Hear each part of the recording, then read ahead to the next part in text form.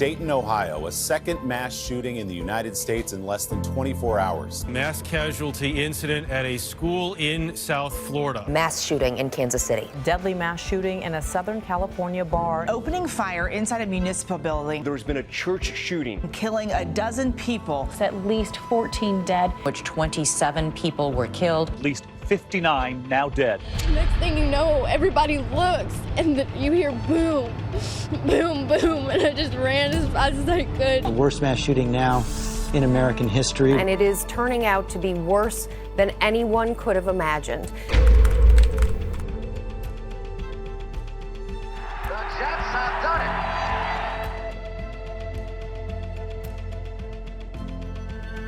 it. This year, there have been more than 400 active shooter incidents. That's more than one a day. This isn't a problem. It's a crisis.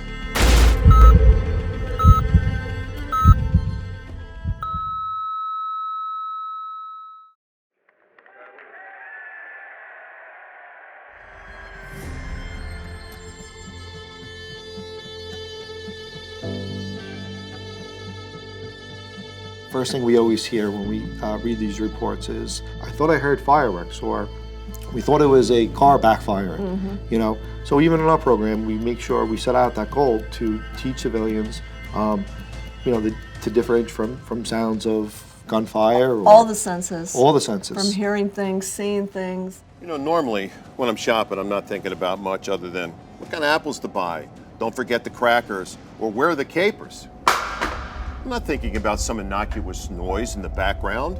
I'm shopping. What's there to think about? You know, when you're in those type of emergency situations, you know, your heart starts pounding, your breath is shallow, and you don't know what you're going to do. But we put you in a situation where it's not, you know, a threat to you, but it's a situation where you can kind of feel like how you would react and actually have a plan in place. This is a responsibility for everyone. Individuals, businesses, schools, entertainment venues, places of worship. We noticed that these events were affecting people during their everyday lives. Kids walking to school, people going to work, maybe even going to worship. Safety, is that on your mind? No, but it should be.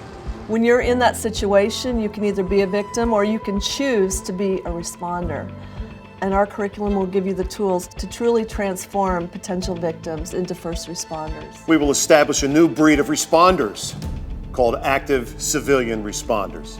We just didn't want it to be one of these check-the-box scenarios. Exactly. You know, there are a lot of organizations out there that have their employees just watch a video, sitting through some program for an hour, and then you're out of there an hour later and you forget what you learned. ACT, that stands for Active Civilian Training. It's a new program that will transform how we respond in horrific situations. So when I started Noble, I had just retired as a New York City detective, 20 years, and I ended up transitioning into the security industry, which is a pretty easy transition for both of us, you being a retired sergeant from the PD. We both came up and started dealing with what we call now entertainment security. It's like the Grammys, the Globes, the Emmys. And there was an increase of like violent events or active shooter incidents that were taking place with all the events that we were doing. Not only here, but around the globe. So our ProAct curriculum training will incorporate VR, virtual reality, and other high-tech tools as well, and programs to give participants a really true read on how they might react, and further train them to react appropriately as opposed to, you know, what they might get in just watching a video. Put them into a more real situation. Yeah, including stop the bleed and CPR training and familiarity with defibrillators and things like that. Correct. The turning point was my 3-year-old grandson who came home one day with a note, and they were saying they're doing an active shooter drill notice, and it said they would teach them as a game and how to be quiet, which was really strange to me. And that's what sealed the deal for us to now go into, you know, designing a curriculum which would mirror what our law enforcement, NYPD, the FBI, and first responders, right, that they would receive.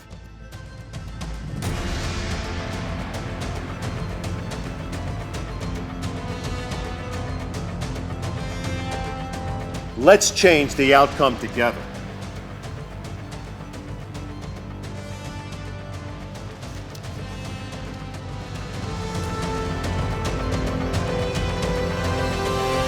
we're going to save lives.